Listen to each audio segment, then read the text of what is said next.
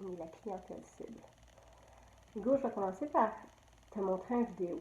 Ok? Regarde bien la vidéo, puis après ça, on va en discuter.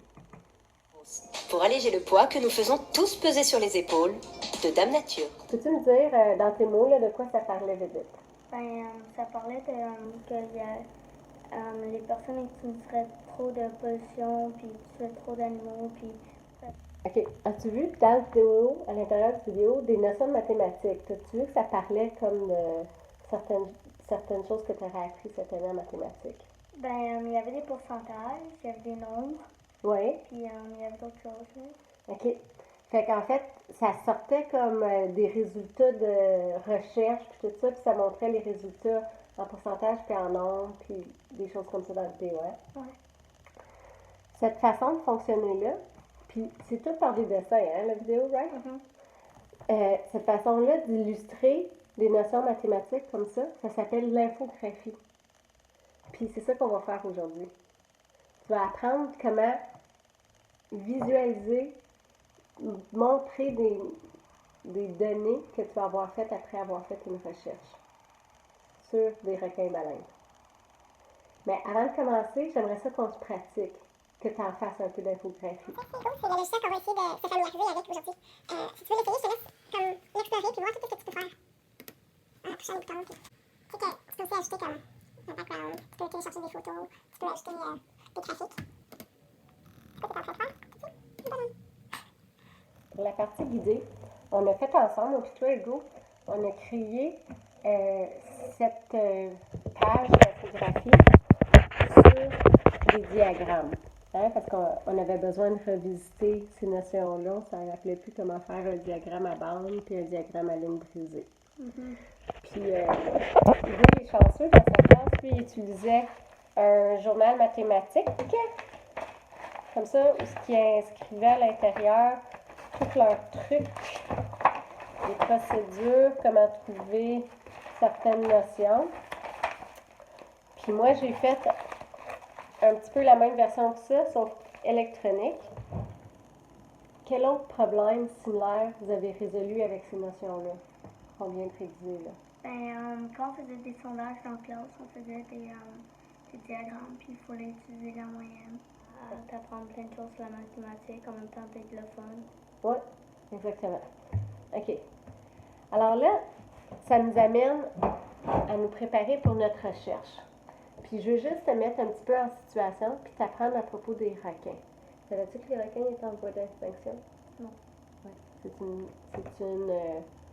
C'est un poisson qui est menacé.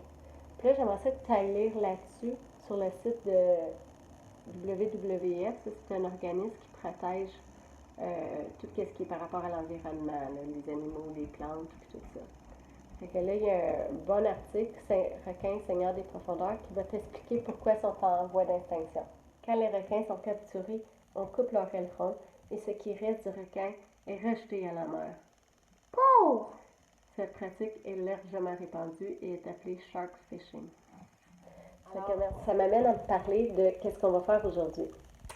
Alors, je vais t'inviter à aller explorer ce site-là, qui est Whale Shark Tracker, c'est en anglais, désolé, mais qui fait partie d'un projet d'initiative écologique, puis qui a comme but de monitorer les déplacements des requins afin de mieux connaître leur habitude de vie.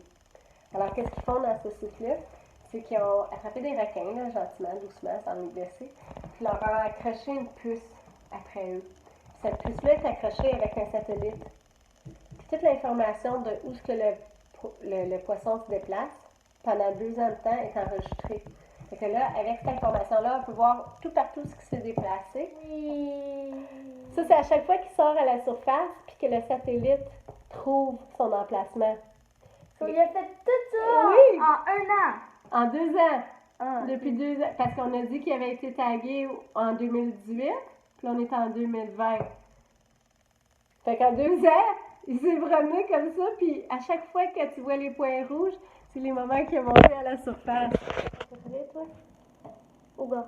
Pourquoi? Parce qu'il était comme vraiment loin, puis il y a un trop bon eau. Là qu'on a fini d'explorer le site de Whale Shark Tracker. Je vais te donner une résolution de problème à compléter avec l'immersion qu'on a révisée. Puis, tu dois aussi utiliser le site pour faire une page d'infographie pour montrer les réponses. OK? Peux-tu reformuler dans tes mots qu'est-ce que je te demande de faire? Ben, tu demandes de faire la moyenne, la médiane puis le mode de 3 requins différents. Oui. Puis, Puis comment tu vas montrer tes résultats? Avec quoi tu vas montrer tes résultats? avec Redis, le diagramme en bande. Avec, je veux que tu me fasses une info, Ouais. une infographie. Je veux que tu me fasses une page avec tes résultats. Une page comme ça, que tu vas montrer tes résultats. Quelle information tu penses que tu vas avoir besoin pour résoudre ce problème-là? Ben, je vais avoir besoin de l'information sur la distance des poissons, Oui. Est-ce que tu vas trouver ça? sur Whale Shark Tracker. OK. Ici. Quoi d'autre tu vas avoir besoin comme information? Finalement, pour la troisième partie du projet, je veux que tu réalises une autre page d'infographie. Et cette fois-ci, c'est pour inclure tout ce que tu as appris. Puis comment tu pourrais utiliser ça pour